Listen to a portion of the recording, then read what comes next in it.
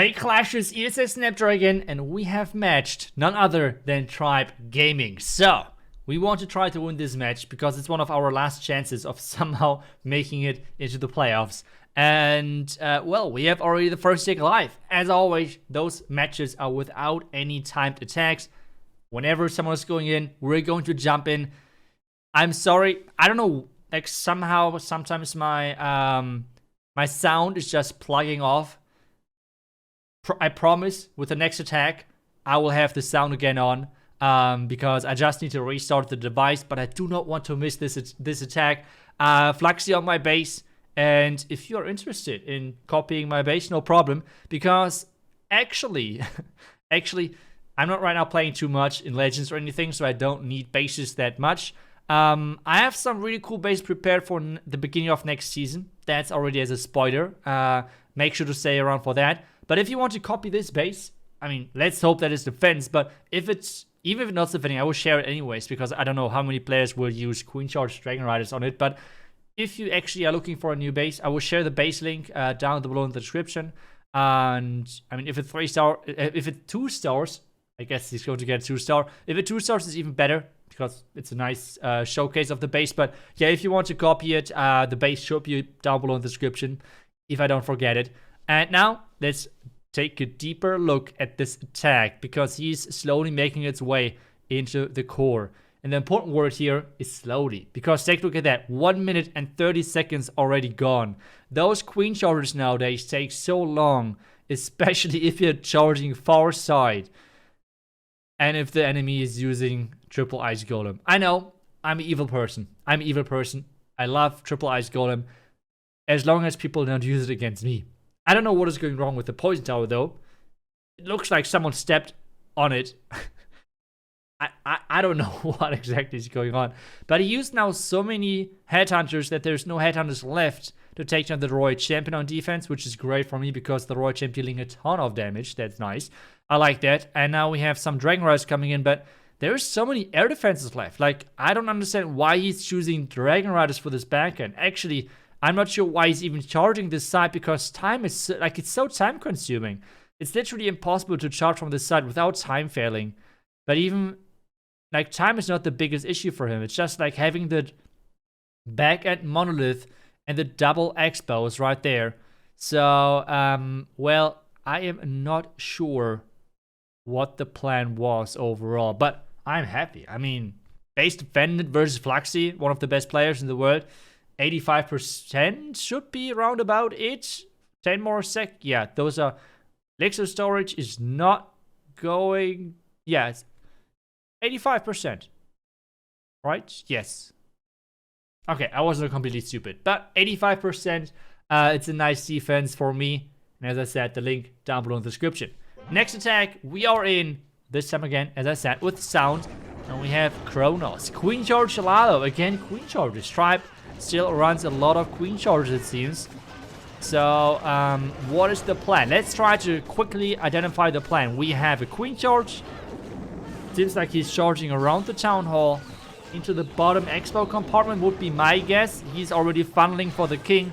So he has to blimp or flame fling in the Town Hall. I'm not sure yet what exactly it's going to be. Both are options. The Town Hall should be out of range, like the beams of the Town Hall should be out of range of the heaters. The other way around. The heaters should be out of the range of the beams of the Town Hall. So Flame Flinger could be possible, but he needs to activate it. Since he has no Skeleton or Earthquake, like Skeleton spell, Earthquake spell, it will be the Blimp. But he has right now the Slimmer selected, so I'm confused. I don't know. I mean, it, again, is a huge time problem. He has not even crossed the first wall. It's already over 1 minute into this attack. King at the bottom side, we have the Valkyrie with... Yeah, the Valkyrie helping the king to get into this quickly. Now we have the blimp. Okay, as we were speculating. Queen Charge in. Now the Rage. Looking good, but... I don't know the interaction with the safe blimp and the Town Hall. Do you need a freeze or something for that? Or invisibility? I'm not sure. Let's see what he's going to use. He has an invisibility. Maybe he's going to use it. Okay, there it is, but... Wait! He turned the Town Hall invisible. And right now, this is the worst timing to face the clan castle because the archers are taking on the healers. Oh my goodness. I feel kind of bad for him. But then again, I remember that we are facing right now Tribe Gaming, and I don't feel bad at all anymore with watching this defense. Knowledge is a beast. I mean, normally he's a base bit of a Tribe. But, I mean, in this match, he kind of switched sides. Because they had a full player roster. And we were still looking for some players playing the tournament as well. Wait, Warden is following the Headhunters? It's somewhat understandable because the Loons, I mean, if you compare it, I think we're 3 Headhunters, right? So 3 Headhunters is 18 housing space, and I think the majority of Loons were not grouped up.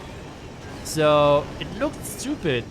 But if you compare it, I think the biggest group of Loons were like 3 Loons or something, which means 18 housing space is bigger than 15 housing. It looks strange either way. I mean, that's just, I wouldn't have changed too much, but this is going to be a really solid defense from Knowledge. This now means already 2 defenses in. Let's see who's attacking next, but that's a nice looking defense right there. So, let's wait and see who is it. There we go, David, the man who put this roster together. We have, okay, his special, oh. This is kind of like a meme, okay? So for this attack, while he is playing his blimp, I think I should tell a background story. Because, I mean, you guys know Stefan, right? Or like, if you're not living under a rock, you have eventually used at some point already a Stefan base if you're a town of 15.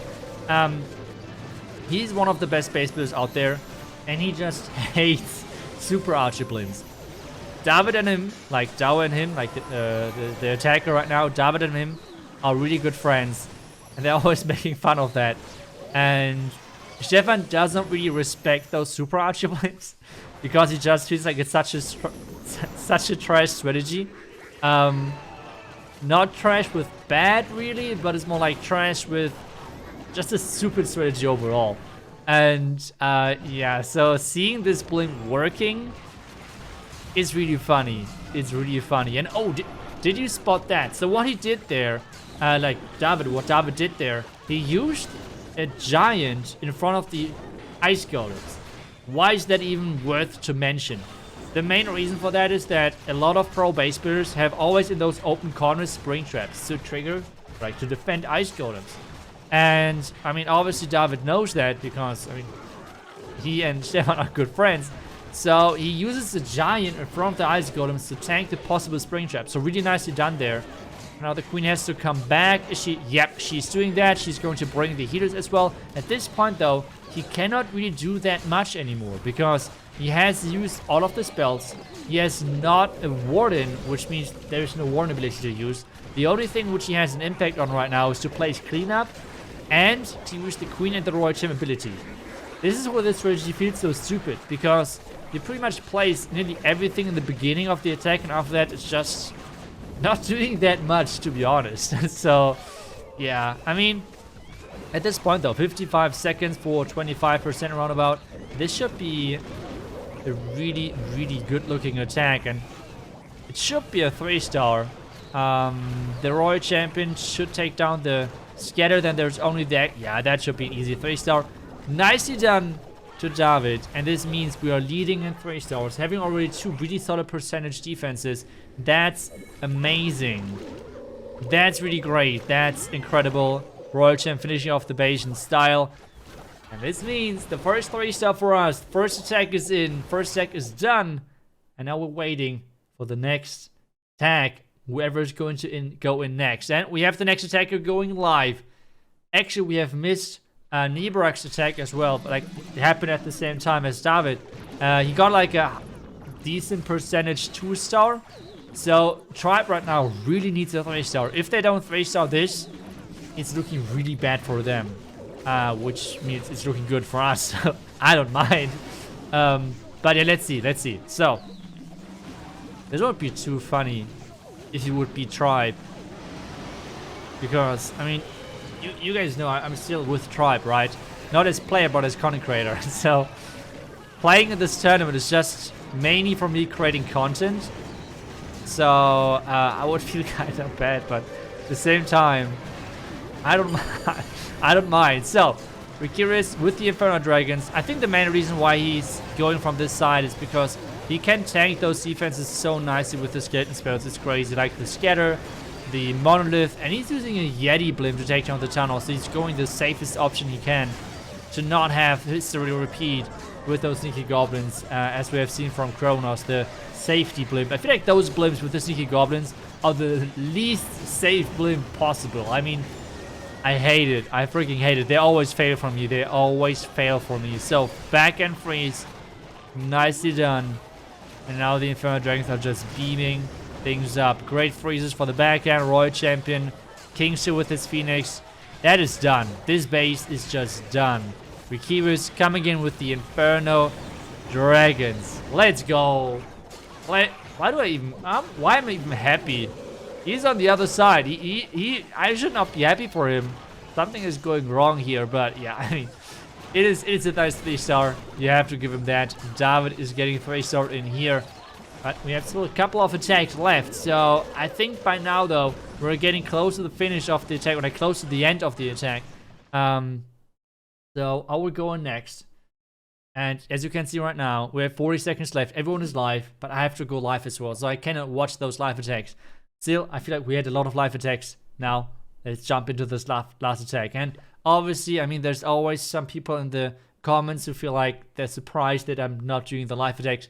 This is the last day of the tournament, kinda. And if we don't win this, we have no chance of making it into the top 8. So obviously, this is pre-recorded with the gameplay, me talking over it. At the same time, though, if I would now say, oh yeah, I'm going to get a 99% time fail, it would be freaking boring to watch, alright? So instead, we're going to watch the attack together, and I will talk you through what I thought.